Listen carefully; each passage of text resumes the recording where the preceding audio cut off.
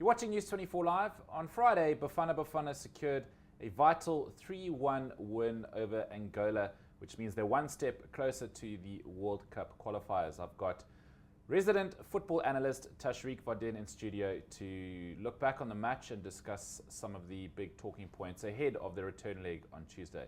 Tash, thanks very much for joining us today. And a great defensive effort by Bafana, which saw them only concede one goal.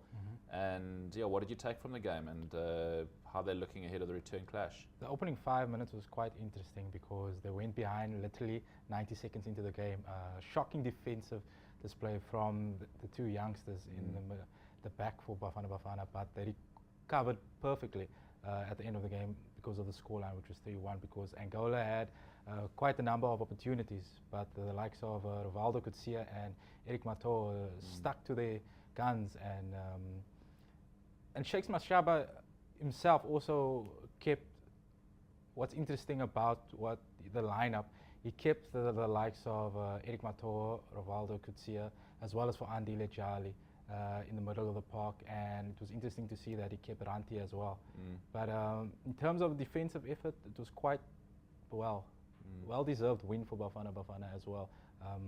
Immediately when they went behind, they picked up the pace, they controlled the ball a bit better in the midfield, passing the ball a bit more in the midfield and alongside the wings.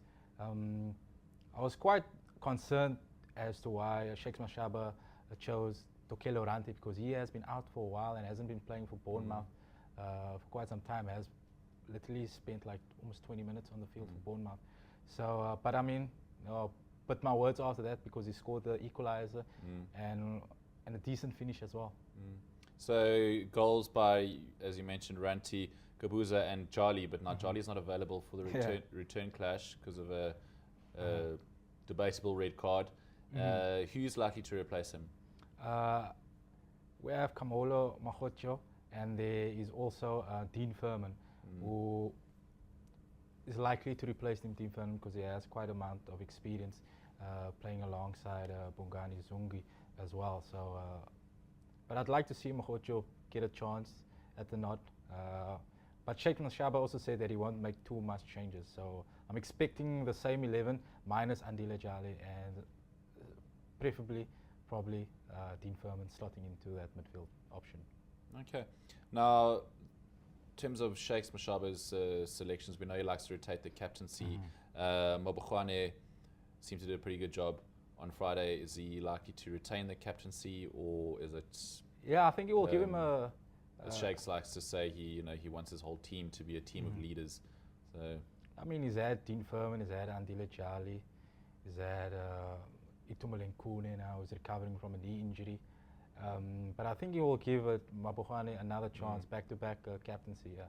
I don't think he will strip him immediately off the captaincy. But knowing Shakes Mashaba, you never know. Come tomorrow night at 7 o'clock. So I'm thinking probably keep the Mpumalanga Black Aces goalkeeper as captain. Okay. Now we know Shakes is always quite bullish and outspoken after wins like this. And what are some of the things he's been saying in the media? Yeah, he's been having a go at the media quite a bit, as well as for the fans, stating that whenever Bafana plays and throughout the 90 minutes, whether particularly this one, because fans are quick to judge, specifically football fans. If one team goes down in the beginning of the game, then your whole perspective of the coach changes within a split second. And he said something in the media that was quite interesting, is that the media and the fans are like roller coasters, and that roller coasters goes up and down, and those are what kids are like. And he just wants to be given a chance. That's the thing. And I mean, like, I think he's going into his second year, taking a swipe at the media. Taking a swipe at the media, But I mean, it's give and take. So Bafana obviously then just need to draw on Tuesday night. The return clash in Durban. It would have been quite embarrassing if they hadn't got through. Well, let's see what happens on Tuesday. But it's likely that they'll make the World Cup qualifiers, and then of course that's another huge task. Yeah, it's another huge task already, because there are already 5 African teams that are through, so they're waiting for the last 15, because there are 20 teams all in all from the 54 countries of Africa.